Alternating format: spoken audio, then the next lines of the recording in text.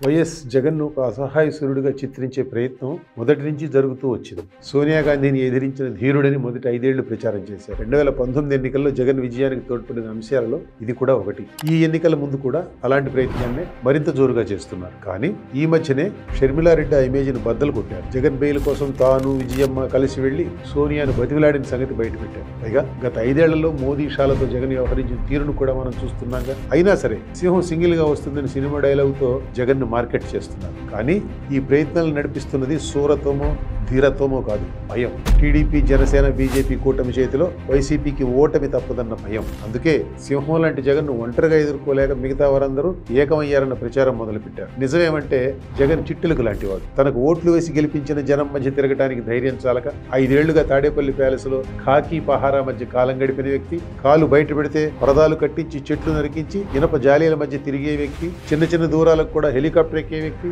ఆకాశ మార్గాన్ని వెళుతూ కింద హైవేపై ట్రాఫిక్ ఆపించిన వ్యక్తి చిట్టెలకు కాక సింహం ఎలా అవుతాడు? అయితే ఈ చిట్టెలకు దుర్మార్గపు చిట్టెలుక, కంత్రి పనుల్లో కుతంత్రపు కుట్రల్లో ఆరితీరని చిట్టెలుక, ఇసుక దందాలో దోచిన 1000 కోట్లు మూలుగుతుండగా జగన్ ఒంటరివాడు ఎలా అయ్యారు? మద్యం వ్యాపారాన్ని సంపూర్ణంగా హస్తగతం చేసుకుని నొక్కేసిన 1000 కోట్ల నగదు అండగా ఉండగా ఆయన ఒంటరివాడు ఎలా అయ్యారు? ఇంకా అనేక దారుల్లో అవినీతికి పాల్పడి పోగేసిన ధనరాశులు ఉండగా జగన్ ఒంటరివాడు ఎలా అయ్యారు? వ్యవస్థలను ధ్వంసం చేసి పెరట్లో పారేలుగా మార్చుకున్న ఐపీఎస్లు, ఐఏఎస్లు ఉండగా జగన్ ఒంటరిగా పోటీ చేస్తున్నట్టు ఎలా అవుతుంది? చిన్న చితక పార్టీలను, మీడియాల సింహభాగాన్ని, సోషల్ మీడియాలోని మేటి ఇన్ఫ్లుయెన్సర్లను కనిపెట్టుకుని ఉన్న జగన్ ఒంటరివాడు ఎలా అయ్యారు? ఈ దుర్మార్గపు పాలనకు చరమగీతం పాడాల్సిన అవసరం విషయంలో కుదిరిన ఏకాభిప్రాయం ప్రతిపక్షాలను ఒక చోటకి చేర్చింది తప్ప జగన్ ఏదో పొడి చేస్తాడన్న భయం కాదు. ఎవరి అవసరం అక్కర్లేక జగన్ సింగిల్ గా ఎన్నికల గోదాలోకి దిగుతున్నారన్న మాట కూడా వక్రీకరణ. వైసీపీతో చేయి కలపడానికి ఎవరూ రెడీగా లేని స్థితిలో వేరే గతి లేక జగన్ ఒంటరిగా పోటీ చేస్తున్నారు తప్ప ఆయన అసహాయ సూర్యుడు కాదు, చట్టుబండలు కాదు. జనసేన, బీజేపీతో పొత్తులో ఉన్న కారణంగా జగన్ మొదటి 3 ఏళ్లు ఆ పార్టీ జోలికి వెళ్లలేదు. ఎప్పుడైతే జనసేన అధినేత పవన్ కళ్యాణ్ ప్రతిపక్షాల ఓట్లు చీలనివ్వనన్నారో అప్పుడు జనసేనపై, పవన్ పై దాడి ప్రారంభమైంది. ముగ్గురు పెళ్లాలని, ప్యాకేజ్ స్టార్ అని ట్రోలింగ్ మొదలుపెట్టారు. పవన్ విశాఖపట్నం వెళ్తే అక్కడి నుంచి తరివేశారు. పవన్ కి, జన సైనికులకి అప్పుడు అర్థమైంది జగన్ ఎలాంటి వాడో, జగన్ సామ్రాజ్యంలో తమ స్థానం ఏమిటో. మరోపక్క సుమారుగా అదే సమయంలో క్షేత్రస్థాయిలో మార్పులు మొదలయ్యాయి. నిర్బంధం భరించలేకపోయిన టీడీపీ శ్రేణులు ఎదురు తిరిగాయి. ఒంగోలు మహానాడులో ఆ పార్టీ సమరశంఖం పూరించింది.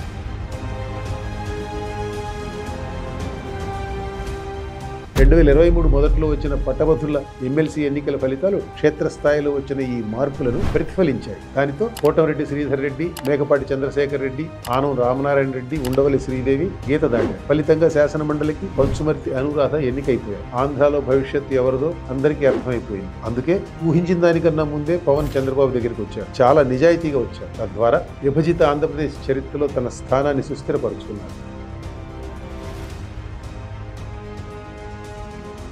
తర్వాత బీజేపీ కూడా అదే దారిలో నడిచింది. పవన్ కళ్యాణ్ కానీ, బీజేపీ కానీ వైసీపీతో పొత్తుకు సిద్ధమైతే జగన్ వద్దనేవారా? ఆలోచించండి. ముఖ్యంగా బీజేపీ నాయకత్వం పొత్తు పెట్టుకుందామని ప్రతిపాదిస్తే కాదనే ధైర్యం జగన్కు ఉంటుందా? ఆ మాత్రం ధైర్యం ఉంటే రాష్ట్రానికి ప్రత్యేక హోదాని సాధించేవారు కదా. బయటకు అసహాయ సూర్యుడి కింద ప్రచారం చేసుకునే జగన్ ఢిల్లీ వెళ్లి బీజేపీ అగ్రనాయకత్వం కాళ్ల వేళ్లా పడుతున్న సంగతి రాష్ట్రంలో సామాన్య జనం కూడా గమనిస్తున్నారు. ఎన్నికలన్నాక ఎవరి వ్యూహాలు వారికి ఉంటాయి. ఏమి చేస్తే తమకు రాజకీయంగా లాభమో ఎవరికి వారు వెతుక్కుంటారు. అదేదో తప్పన్నట్టు కామెంట్ చేయడమే వైసీపీ ఉలికిపాటును సూచిస్తున్నారు. ఇవాళ కలిసి పోటీ చేయడం పవన్ కి, బీజేపీకి అవసరం. అలాగే అందరినీ కలుపుకొని వెళ్లి వైసీపీ గెలిచే సీట్ల సంఖ్యను వీలున్నంతగా తగ్గించడం టీడీపీకే కాదు, రాష్ట్రానికి కూడా అవసరం. ఆంధ్ర రాష్ట్రం మంచిని, సమాజ హితాన్ని కోరుకునే వారందరూ ఈ విషయాన్ని గమనించారు. అందుకే ప్రతిపక్ష పొత్తులను మనస్ఫూర్తిగా ఆహ్వానిస్తున్నారు. జగన్ మాత్రం పొత్తుతో సాధ్యపడగల ఫలితాన్ని ఊహించుకుని బెంబెలెత్తిపోతున్నారు. అందుకే తాను మాత్రమే కాకుండా అనుచరగణంతో కూడా సింహం కోరస్ పాడిస్తున్నారు. అయితే ఆ పేల గొంతులు